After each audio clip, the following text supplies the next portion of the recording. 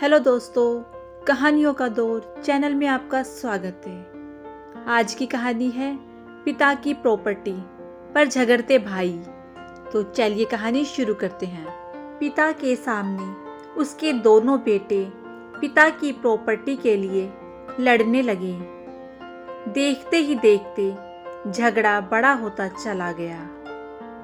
ऐसी परिस्थिति में पिता का रिएक्शन बड़ा आश्चर्यचकित करने वाला था, क्योंकि बेटों को लड़ता हुआ देखकर वो जोर जोर से हंसने लगे।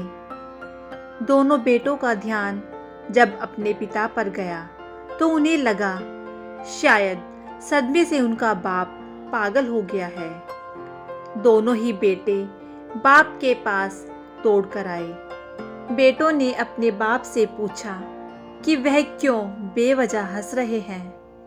उनके सामने उनके दोनों बेटे आपस में झगड़ा करते देखकर भी वह कैसे हंस सकते हैं। पिता ने मुस्कुराते हुए कहा, मैं इसलिए हंस रहा हूँ क्योंकि तुम दोनों बड़ी तुच्छ चीज के लिए लड़ रहे हो। मेरे पास तो यहाँ से भी कई ज्यादा कीमती प्रॉपर्टी अपने गांव में है। अगर तुम दोनों चाहो तो मैं तुम्हें वह प्रॉपर्टी दिखा सकता हूँ। दोनों बेटों की आंखों में चमक आ गई। उन्होंने कहा वो जरूर देखना चाहेंगे। अगले दिन बाप और दोनों बेटे कुछ सामान पैक कर के गांव की बस में बैठकर अपने गांव के लिए निकल गए। गांव में पिता अपने दोनों बेटों को एक आलीशान हवेली की तरफ लेकर जाने लगे। वह जैसे जैसे उस हवेली के करीब पहुंचते गए तो उन्हें हवेली का असली रूप नजर आने लगा, जो अब खंडर में तब्दील हो चुकी थी। हवेली के पास पहुंचकर बाप हवेली के बाहर बैठकर फूट फूट कर रोने लगा। अब बाप को इस तरह रोता देखकर बेटों ने उसे चुप कराने की कोशिश की और पूछा कि वह क्यों रो रहे हैं। बाप ने कहा कि बरसों पहले मैंने इसी हवेली को पाने के लिए अपने भाई से झगड़ा किया था। भाई का दिल बड़ा था, उसने मुझे यह हवेली दे दी, लेकिन फिर वह मुझसे कभी नहीं मिले।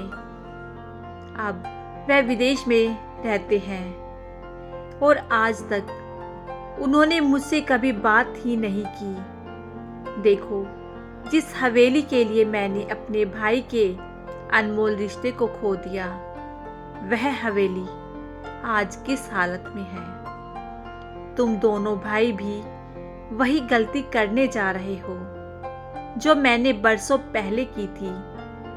तुम दोनों भी उन्हीं तुच्छ सी चीजों के लिए लड़ने लगे हो, जिनकी आगे जाकर रिश्तों के मुकाबले कीमत शून्य होगी।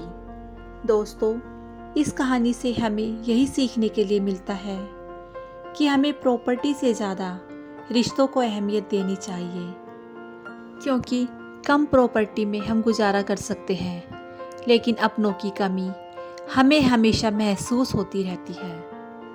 आप इस कहानी के बारे में क्या कहना चाहेंगे? मुझे कमेंट करके ज़रूर बताइएगा। यदि आपको ये कहानी अच्छी लगी हो तो कहानी को लाइक और शेयर ज़रूर कीजिएगा और मेरे चैनल को सब्सक्राइब करना बिल्कुल ना भूलिएगा। कहानी सुनने के लिए बहुत बहुत धन्यवाद।